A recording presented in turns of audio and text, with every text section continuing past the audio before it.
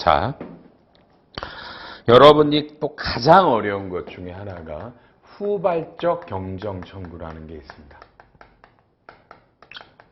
후발적 경정 청구요. 그렇죠? 경정 청구인데 이건 5년 전 거도 가능하다. 근데 이 개념을 제가 이번에는 그냥 이것도 본 강의할 때 어쩌 설명했던 기억이 나고요. 이 6권 해석이 안 붙어 있었죠. 이것도 그렇죠? 아주 간단한 겁니다. 자, 갈게요. 납세 의무가 성립돼서 납세자가 세금을 냈습니다. 냈어요. 그런데 그 이후에 어떠한 사건이 발생해서 실제로 이분은 뭐예요? 어떠한 소득이 발생되지 않은 거예요. 그러니까 납세 의무가 성립됐다는 말은 여러분 이 사람이 무언가 돈을 벌었다는 거죠. 그래서 세금을 냈다라는 건데 이후에 뭐가 발생이 돼서 이 사람이 그 돈을 못 벌었다는 얘기예요. 그러면 돌려주라는 얘기예요. 돌려주라는 얘기예요. 그래서 지금 여기에 나와 있는 거 이겁니다. 자, 봐요. 어떤 갑이라는 분이 사망하셨어요.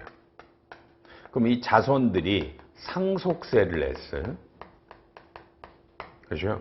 근데 이 갑이 사망 당시의 재산을 평가하는데, 그죠? 상속 재산에 어떤 채권이 있었어요.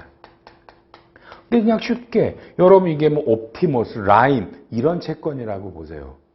그 당시에는 멀쩡했어요. 어떤 평가 기준에 따라 평가를 해서 상속세를 내잖아. 근데 지금 이게 사건이 터져서 뭐예요? 하나도 못 받는다, 뭐 국가가 일부 변상한다, 국가랜다, 금융기관, 이렇게 나왔죠. 그죠?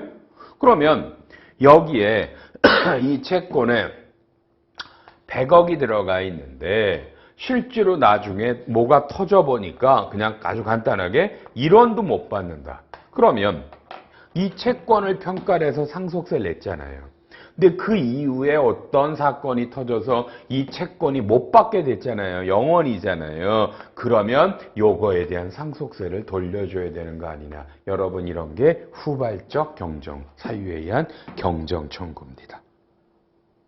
설명하기 쉽죠. 그죠? 이건 굉장히 중요한 겁니다. 특히 전문가들이 잘 아셔야 돼요. 이게 후발적 사유 경정 청구입니다. 이런 경우요. 무대뽀 되는 건 아니고요. 그래서 그리고 각 세법에서 후발적 사유 경정 청구를 방지하는 게 있죠. 그냥 한마디만 하면 여러분 봐봐요. 제가 올해 2021년이야. 여러분에게 매출을 했어요.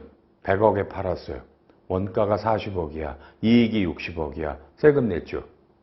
2년 있다가 나한테 물건 사간 사람이 망했어요. 그럼 나는 2년 전에 물건 팔고 법인세를 내면 안 되잖아. 이익에. 그죠?